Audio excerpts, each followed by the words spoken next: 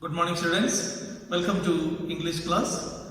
Today we are going to discuss from Unit 3, Section 3, Foolish Question, a poem written by William Cobb. So actually it is a folk rhyme and he has rewritten it. Let's go with the poem.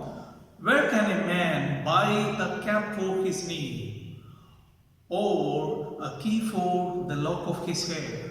And can his eyes be called a school? I would think there are pupils there. What jewels are found in the crown of his head? And who walks on the bridge of his nose? Can he use in building the roof of his mouth the nails on the end of his toes? Can the crook of his elbow be sent to jail? If it can, well then, what did it do? And how does he sharpen his shoulder blades? I'll be hanged if I know, do you? Can he sit in the shade of the palm of his hand and beat time with the drum of his ear? Can the calf of his leg eat the corn of his toe? There is something pretty strange around here. Now let's go with the poem in detail. Actually, this poem is based on some foolish questions. The questions that are not expected to receive any answer, that cannot be answered. And actually, this is a folk rhyme and it is rewritten by William Cobb. This poem is based on the foolish question as I discussed earlier.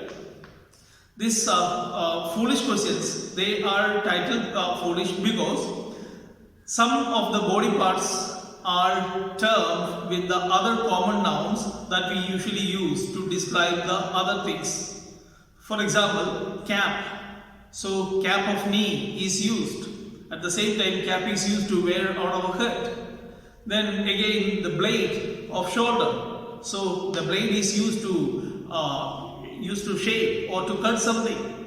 Then at the same time we can see these types of words can be used for both the sense, to describe a body part, at the same time to describe a common thing that is found in and around us. So the poet is asking that where can we buy all these things, or can we change this one? Can we call this by another name? So this is the theme of the poem. Let's go with the poem. Where can a man buy a cap for his knee? Can anybody buy the cap for the knee? No, the answer is clear. Then, or a key for the lock of his hair. Can somebody buy a key to unlock someone's lock of hair? It is not possible. Then, and can his eyes be called a school? Can someone's eyes be called a school? Why? Because there are pupils. Inside the eyes we can see the on the retina, this particular darkened part that we call as pupils. So since pupils are there, can we call it as school? No, the answer is clear. Then the next answer, what jewels are found in the crown of head? The upper part of the covering part of the skull that we call as crown of head. So is there any jewels? No, there is no jewel found on the crown of head. So is there any jewels? The answer is no. And who walks on the bridge of the nose? This part of the nose is called as the bridge. Is there any bridge? Is there anybody who can walk on the bridge of the nose? Answer is no.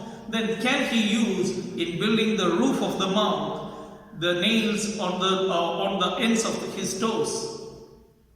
So the upper part of the mouth is called as the roof of the mouth. So can he use this roof to build someone's nails on the toes?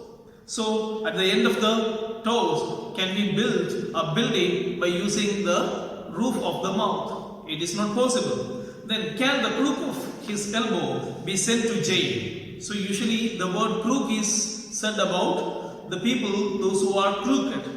As a simple word, crook, or can be described as the thugs who would be or antisocial elements who would be usually sent to jail by the law. So it is asked that can the crook of the elbow can be sent to the jail, and if he sent, again what did it do?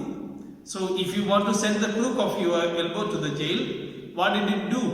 What crime it had committed to send to the jail? So this question also cannot be answered. And how does he sharpen his shoulder blades? How can one person sharpen the shoulder blades? Inside the shoulder we can see that this particular part we call as shoulder blades. So can anyone sharpen the shoulder blades? So the answer is no. Then can he sit in the shade of the palm of his hand? This inside portion of the hand that we call as palm. Can one be seated under the shade of the palm? So palm is considered to be a tree. So here, can anyone take the shade of this palm when he goes out? It is not possible. And beat time with the drum his ear. Can anyone beat the drum of one's ear? It is not possible. Then, can the calf of his leg eat the corn of his toe? So the picture is shown over there, calf of the leg, the lower part, just below the thigh part that we call as the calf.